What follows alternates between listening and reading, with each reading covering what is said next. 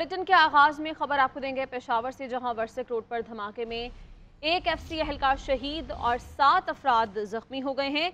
SP वर्सिक के मुताबिक धमाके के जख्मियों में 5 एफसी एहलकार और 2 राहगीर शामिल हैं। वर्सिक रोड से 2 एफसी की गाड़ियां गुजर रही थी और एक गाड़ी को निशाना बनाया गया। जी हाँ, पेशावर के वर्सिक रोड पर धमाके में एक एफसी एहलकार शहीद और 7 अफराद जख्मी हो गए। एसपी वर्सिक ने मीडिया से गुफ्तगू में धमाके से मुतल्लिक क्या तफसीलात बताई, आइए आपको दिखाते हैं। इन्वेस्टिगेशन हमारी चल रही है। बीडीयू की फाइनल रिपोर्ट आती है, वो आपसे हम शेयर कर लेते हैं कि कितना एक्सप्लोसिव था इसमें। इस एरिया का स्पेसिफिकली पहले से थ्रेट नहीं था। जख्मी जो हैं वो टोटल 8 जख्मी, इनिशियल रिपोर्ट के मुताबिक 8 जख्मी थे। 6 एफसी ऑफिशियल्स थे और 2 सिविलियन थे। फिर एफसी ऑफिशियल्स में से एक ऑफिशियल जो है वो शहीद हो गया, एफसी एहलकार शहीद हो गया। एक गाड़ी को नुकसान पहुंचा है और एक गाड़ी, इनकी कार्रवाई थी 2 गाड़ियों की, एक गाड़ी गुजर गई और दूसरी के करीब ये ब्लास्ट। पेशावर के वर्सिक रोड पर धमाके में एक एफसी एहलकार शहीद और 7 अफराद जख्मी हो गए थे। तफसीलात जान लेते हैं कामरान अली शाह से। कामरान अली शाह, बताइएगा कि पहले तो अफराद की तादाद जो थी वो बताई गई थी कि 7 है, बताइएगा कि अब कितनी तादाद है और कैसी हालत है उनकी। शुक्रिया। पेशावर वर्सक रोड पर प्राइम अस्पताल के बिल्कुल सामने सुबह कुछ मिनट कम 11 बजे जो है ये वक़्वा पेश आया और मोहम्मद राइफल्स की 2 गाड़ियाँ यहाँ से गुजर रही थी, जिसमें एक को निशाना बनाया गया है। एसपी वर्सक डिवीज़न अरशद खान के मुताबिक ये बारूदी मवाद जो है आईडी ब्लास्ट जो है वो जाहिर किया जा रहा है और वो कहते हैं कि ये आईडी जो है कंक्रीट ब्लॉक में छुपाई गई थी। इस वक्त फॉरेंसिक के जो लोग हैं, बम डिस्पोजल यूनिट के जो लोग हैं और यहाँ पर पुलिस की बारी नफरी जो है वो जाए वक़ूफ़ पर मौजूद है। शवाहिद इकट्ठी किए जा रहे हैं, जबकि सर्च ऑपरेशन भी इर्द गिर्द के इलाकों में जारी है और इस पर वर्सक डिवीज़न अरशद खान के मुताबिक 4 से 5 मुश्तबे अफराद को भी हिरासत में लिया गया है। वक़्वा में जख्मी होने वाले बहुत शुक्रिया कामरान अली शाह, आप हमें अपडेट कर रहे थे। सुप्रीम कोर्ट में नए अदालती साल के आगाज पर फुल कोर्ट तकरीब का इनेकाद। चीफ जस्टिस उमर बंदयाल ने तकरीब से खिताब करते हुए कहा कि आईनी इश्यूज में उलझा कर अदालत का इम्तिहान लिया गया। वाकयात को दोहराना नहीं चाहता, मगर इससे अदालती कारकर्दगी मुतासिर हुई। मजीद कहा कि तमाम वाकयात ऑडियो लीक्स केस में अपने फैसले का हिस्सा बनाए हैं। चीफ जस्टिस उमर बंदयाल का दौरान खिताब नामजद चीफ जस्टिस काजी फायज ईसा के लिए नेक तमन्नाओं का भी इजहार। सुप्रीम कोर्ट में नए अदालती साल के आगाज़ पर फुल कोर्ट तकरीब। चीफ जस्टिस की जानिब से नामजद चीफ जस्टिस काजी फाइज़ा के लिए नेक तमन्नाओं का इजहार। चीफ जस्टिस उमर बंदयाल ने कहा कि तमाम साथी जजेस का मेरे साथ बर्ताव बहुत अच्छा रहा। जहां आज़ाद दिमाग मौजूद हों वहां इख्तलाफ होता है। मेरे दाएं काजी फाइज़ा हैं जो बहुत अच्छे इंसान हैं। मेरी और उनकी अप्रोच अलग। चीफ जस्टिस ने कहा कि सहाफ़ी माशरे की कान और आंख होते हैं। सहाफ़ियों से तवक्को होती है वो दुरुस्त रिपोर्टिंग करेंगे। जहां पर कोई गलती हुई उसे हमने इग्नोर किया। मेरे गुड टू सी यू कहने को गलत रंग दिया गया। चीफ जस्टिस ने कहा कि फरवरी 2023 में सुप्रीम कोर्ट के सामने कई आईनी मुकदमात आए। आईनी इशूज में उलझाकर अदालत का इम्तिहान लिया गया। सख्त इम्तिहान और माहौल का कई मरतबा अदालत खुद शिकार बनी। तमाम वाकयात ऑडियो लीक्स केस में अपने फैसले का हिस्सा बनाए। सहाफ़ी ने चीफ जस्टिस से सवाल किया कि क्या आप फुल कोर्ट रेफरेंस ले रहे हैं, जिस पर चीफ जस्टिस उमर बंदयाल ने जवाब दिया कि मैंने अभी तक इस बारे में नहीं सोचा और फैसला नहीं किया। जस्टिस काजी फाइज ईसा से सवाल किया गया तो उन्होंने कहा कि हम भी इंतजार कर रहे हैं, जैसे पता चलेगा बता देंगे। वैसे चीफ जस्टिस ने आज तकरीर में तो कहा है कि शायद ये खिताब। इस हवाले से रिपोर्ट आपने मुलाहिजा की, इसी बारे में बात करने के लिए हमें ज्वाइन किया है मियां शाहिद हमारे साथ मौजूद है। मियां शाहिद, कहिएगा, चीफ जस्टिस उमर बंदयाल ये कहते हैं कि आईनी मामलात में फंसाकर अदालत का इम्तिहान लिया गया, लेकिन अब अदलिया का इम्तिहान ख़त्म हो गया है। मजीद क्या कहा उन्होंने बयान में? देखिए, ये अमूमन जो फुल कोर्ट होता है ये तो उस दिन होता है जिस दिन चीफ जस्टिस रिटायर्ड होते हैं, लेकिन अब जो फुल कोर्ट हुआ ये आज, चूंकि नया अदालती साल जो है वो उसका आगाज हुआ था, तो चीफ जस्टिस ने आज ही इसमें खिताब किया है। उन्होंने कहा है कि बतौर चीफ जस्टिस आखिरी मरतबा नए अदालती साल की तकरीब से खिताब कर रहा हूँ। उन्होंने बताया कि आईनी इश्यूज में उलझाकर अदालत का इम्तहान लिया गया। सख्त इम्तहान और माहौल का कई मरतबा अदालत खुद शिकार बनी। जो वाकयात पेश आए उन्हें दोहराना नहीं चाहता, लेकिन उनसे अदालती कारकर्दगी मुतासर हुई है। तमाम वाकयात ऑडियो लीक्स केस में अपने फैसले का हिस्सा बनाए हैं।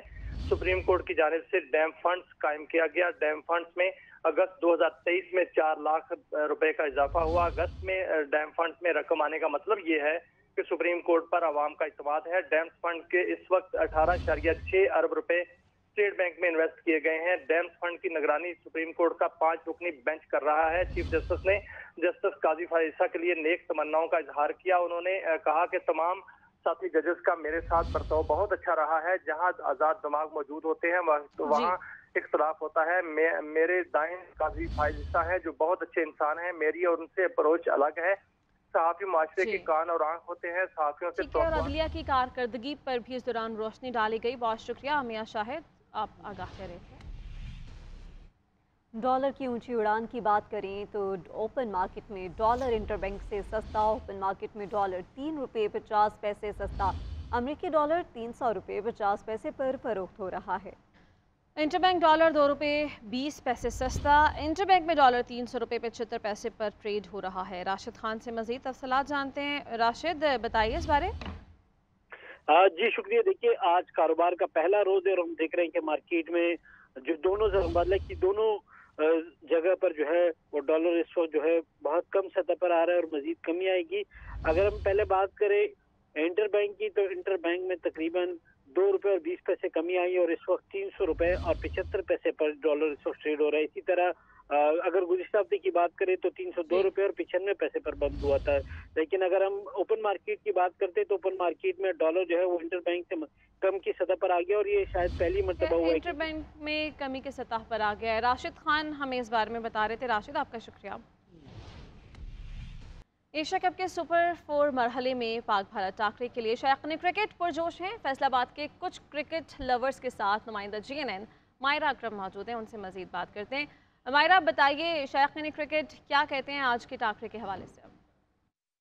जी बिल्कुल, आज फिर जो है वो इंडिया और पाकिस्तान मद्दे मुकाबिल होंगे। आज फिर जो है वो इम्तहान होगा, या तो बारिश का इम्तहान होगा, या तो खिलाड़ियों का इम्तहान होगा, या पाकिस्तान की जीत हो जाएगी या बारिश फिर से हावी होकर जो है वो मैच ड्रॉ कर देगी। मेरे साथ इस वक्त शायकीन क्रिकेट भी मौजूद हैं।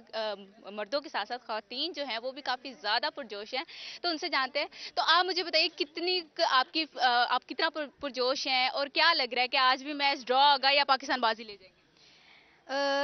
जो मेरी ख्वाहिश है कि मैं जो चाहती हूँ ये चाहती हूँ कि मैच जो है वो ड्रॉ हो जाए, क्योंकि पिछले मैच में जिसमें पाकिस्तान की जो है वो बैटिंग वगैरह और जो इनकी परफॉर्मेंस थी वो ज़्यादा अच्छी थी इस मैच के मुताबिक। तो अगर ये मैच अगर अच्छी कारकर्दगी करते हैं तो फिर तो मैं कहती हूँ कि ड्रॉ ना हो, लेकिन अगर नहीं तो फिर तो ड्रॉ हो जाए।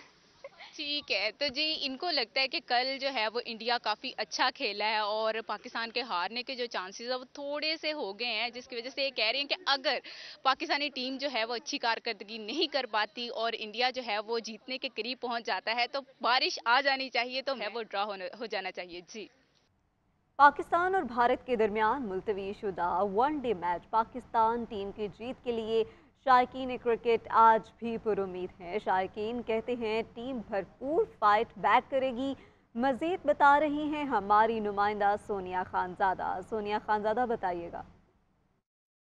जी शुक्रिया। इस वक्त आपको बताएं कि एशिया कप में सुपर 4 के मुकाबले चल रहे हैं और आज पाक भारत का एक जो है वो सनसनीखेज मैच होने जा रहा है जो कल कैंसिल हुआ था, लेकिन आज जो है वो दोबारा शुरू होगा। तो उसके लिए यहाँ मैं जिना यूनिवर्सिटी में मौजूद हूँ और यहाँ की लड़कियाँ अपनी टीम को कितना सपोर्ट कर रही हैं, कौन सा प्लेयर इनका फेवरेट है, इनसे जानते हैं। क्या कहेंगे? जी, सबसे पहले तो बाबर, क्योंकि वो कैप्टन है टीम का और जैसे लास्ट टाइम उसने नेपाल में 150 रन मारे थे, तो इस दफ़ा इंशाल्लाह इंडिया के अगेंस्ट भी वो सेंचुरी से ज़्यादा ही बनाएगा इंशाल्लाह। बिल्कुल, बाबर को तो एक पॉइंट मिल चुका है। कुछ और लड़कियां भी मौजूद हैं, उनसे बात करते हैं। क्या कहेंगी, किसे सपोर्ट कर रही हैं और क्यों? मैं शाहीन और नसीम को सपोर्ट करती हूँ क्योंकि उनकी बॉलिंग लाइन बहुत अच्छी है और वो इसी वे में अगर बॉलिंग करते रहेंगे तो मैच वैसे ही हमारे हाथ में, हमें बस होल्ड करके रखना होगा।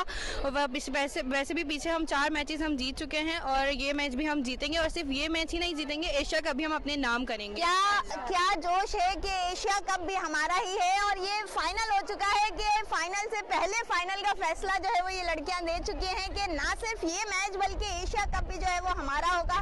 तो बहुत ज्यादा पुरजोश है पाकिस्तानी टीम भी और पाकिस्तानी अवाम भी कि यहाँ जो मैच चल रहे हैं सुपर वो हमारे ही हक में आएंगे। जी, चेयरमैन PTI ने बेटों से फ़ोन पर बात ना कराने पर सुप्रीडेंट अटक जेल के खिलाफ तौहीन अदालत की दरख्वास्त ऑफिशियल सीक्रेट एक्ट अदालत में दायर कर दी है। जज अबुल हसना जुल्करनैन ने 15 सितंबर तक बात करवाने का हुक्म भी दिया है। FIA प्रोसिक्यूशन टीम ने चेयरमैन PTI के साइफर केस में दरख्वास्त जमानत पर तकनीकी एतराज़ उठा दिया। जज अबुल हसनात जुल्करनैन ने चेयरमैन PTI और शाह महमूद कुरैशी की साइफर केस में दरखास्त जमानत पर समाअत की। वकील नईम पंजोथा ने जज अबुल हसनात से मुकालमा करते हुए कहा, आप गुज़श्ता हफ्ते छुट्टी पर थे, आपकी रुख्सत पर ड्यूटी जज भी मौजूद नहीं थे और 1.5 हफ्ते से जमानत पर दलाइल नहीं हुए। जज अबुल हसनात जुल्करनैन ने मुकालमा करते हुए कहा कि आपकी अहलिया नहीं, क्या शादी के बाद की मजबूरियों का आपको एहसास बाद में होगा। प्रोसिक्यूटर की सुप्रीम कोर्ट में मसरूफियात के बायस समाअत में 1 बजे तक वक्फा कर दिया गया। चेयरमैन PTI ने सुपरिटेंडेंट अटक जेल के खिलाफ तौहीन अदालत की दरखास्त दायर करते हुए मौक़िफ़ इख्तियार किया कि अदालती अहकामात के बावजूद बच्चों से टेलीफोन पर बात नहीं कराई गई। सुपरिटेंडेंट अटक जेल को ज़ाती हैसियत में तलब किया जाए। जज अबुल हसनात जुल्करनैन ने 15 सितंबर तक चेयरमैन PTI की बेटों से बात कराने का हुक्म देते हुए अमल दरामद रिपोर्ट तलब कर ली। दूसरी जानिब FIA ने चेयरमैन PTI की दरखास्त जमानत पर एतराज करते हुए कहा कि शरीक मुलजिम की जमानत की दरखास्तों की तफसील का सर्टिफिकेट दरखास्त के साथ मुंसलिक नहीं, दरखास्त पर दलाइल ना सुने जाएं। चेयरमैन PTI की अहलिया बुशरा बीबी और साबिक मुआविन खुसूसी जुल्फे बुखारी की ऑडियो लीक का मामला बुशरा बीबी ने पुलिस और FIA के खिलाफ इस्लामाबाद हाई कोर्ट से रुजू कर लिया है और अदालत में दायर दरखास्त में इस्तदा की कि घर की टेलीफोन रिकॉर्डिंग को गैर कानूनी और इख्तियारात से तजावुज़ करार दिया जाए। ये भी करार दिया जाए कि इस तरह के रिकॉर्डिंग की कोई कानूनी हैसियत नहीं। चेयरमैन PTI की अहलिया बुशरा बीबी और साबिक मुआविन खुसूसी जुल्फे बुखारी की ऑडियो लीक का मामला बुशरा बीबी ने पुलिस और FIA के खिलाफ इस्लामाबाद हाई कोर्ट से रुजू कर लिया है। बिजली चोरी के खिलाफ मुल्कगीर ऑपरेशन जारी है। मुख्तलिफ शहरों में 80 लाख यूनिट बिजली चोरी पकड़ी जा चुकी है। सेक्रेटरी तवानाई राशिद लंगड़ियाल कहते हैं कि अब तक 194 बिजली चोरों को पकड़ लिया गया है। 35 करोड़ रुपए से ज़ायद जुर्माना भी किया जा चुका है। वाबदा टीम्स की खारियां, मंडी बहाउद्दीन, चूनिया और जाफराबाद में भी कार्रवाइयां। जहानिया पुलिस की भी बिजली चोरी पकड़ी गई। तफसीलात आपको रिपोर्ट में दिखाते हैं। बिजली चोरों और नादहिंदगान की आई शामत, 80 लाख यूनिट की चोरी पकड़ी गई, 194 गैर कानूनी सारिफीन धर लिए गए। सेक्रेटरी पावर डिवीजन ने मुल्क में जारी बिजली और चोरों के खिलाफ क्रैकडाउन की तफसील बता दी। अपने ट्वीट में सेक्रेटरी तवानाई राशिद लंगड़ियाल ने कहा कि अब तक 80 लाख यूनिट बिजली चोरी का पता चलाकर काटी जा चुकी हैं। इस सिलसिले में 194 अफराद को गिरफ्तार भी किया गया है। बिजली चोरों को 35 करोड़ 20 लाख रुपए का जुर्माना किया जा चुका है। पावर डिवीजन के मुताबिक लेस्को ने सबसे ज्यादा 79 चोरों को पकड़ा है। मैपको रीजन में 15 हेस्को में 26 गैर कानूनी सार्फिन को गिरफ्तार किया गया है। वाबदा टीम्स ने खारियां और मंडी बहाउद्दीन से 37 और चूनिया से 9 बिजली चोर पकड़कर मुकदमात दर्ज किए। इधर पुलिस ने राजनपुर की बस्ती परहाड़ में यरगमाल बनाई गई मैपको की टीम को बाजियाब करवा लिया। मैपको टीम ने कुंडियां लगाकर 70 अफराद को रंगे हाथों गिरफ्तार और एक ट्रांसफार्मर उतार लिया था। जहानिया की पुलिस भी बिजली चोरी में मुलव्वस निकली। GNN डायरेक्ट तारे लगाकर बिजली चोरी करने का सबूत सामने ले आया। पुलिस अफसरों ने इस मामले पर मौक़िफ़ देने से इनकार कर दिया है। केस्को के ज़ेरे इंतजाम जाफराबाद में कार्रवाई के दौरान 50 से ज़ायद गैर कानूनी कनेक्शंस काट दिए गए। म्यूनसिपल कॉर्पोरेशन के काउंसलर और खजाना दफ्तर के मुलाजिम समेत 19 के खिलाफ FIR दर्ज कर दी गई। Welcome back. ब्रेक के बाद आपको अपडेट करें। कायद आज़म मोहम्मद अली जिन्नाह की बरसी पर गवर्नर सिंध और निगरान वज़ीर आला की मज़ार कायद पर हाजिरी। कामरान टेसूरी कहते हैं नवाज शरीफ से रस्मी मुलाकात भी हुई है। दीगर सियासी कायदीन से भी जल्द मुलाकात करूंगा। जस्टिस रिटायर्ड मकबूल बाक़री ने कहा कि दुआ है खुदा हमें कायद के सामने सुरखरू करे। हमीद सुमरो की रिपोर्ट। बानी पाकिस्तान मोहम्मद अली जिन्नाह की 75वीं बरसी पर सूबाई क़यादत और अस्करी हुकाम का खिराज अकीदत। गवर्नर कामरान टिसोरी, निगरान वजीर आला, जस्टिस रिटायर्ड मकबूल और सिंध काबीना के अरकान ने मज़ार कायद पर फूल चढ़ाए, फातिहा पढ़ी, मेहमानों की किताब में तासुरात भी कलम बंद कर दिए। मीडिया से गुफ्तगू करते हुए गवर्नर सिंध ने कहा वो जल्द आसिफ जरदारी, फजलुर रहमान समेत दीगर सियासी कायदीन से मुलाकात करेंगे। मैं सिर्फ नवाज शरीफ साहब से ही नहीं मिला, मैं आइंदा आने वाले दिनों में आसिफ अली जरदारी साहब से, मौलाना फजलुर रहमान साहब से और जितने भी स्टेक होल्डर्स हैं सभी से मुलाकात करूंगा। निगरान वजीर आला ने कहा कि दुआ है कि खुदा हमें सरखरू करे। अमन व अमान के लिए इकदाम कर रहे हैं, बेहतरी नजर आएगी। जमहूरियत और आइन की बालादस्ती के लिए उनकी जद्दोजहद को आगे लेके जाना है और उनके सामने सुरखरू होना है, और सुरखरू होने का जरिया सिर्फ ये है हम कि कानून और आइन की पासदारी करें। गवर्नर पंजाब बलीगुर रहमान, मेयर कराची मुर्तजा वहाब और डिप्टी मेयर सलमान अब्दुल्ला मुराद, तीनों मुसल्लह अफवाज के नुमाइंदों और DG रेंजर सिंध ने भी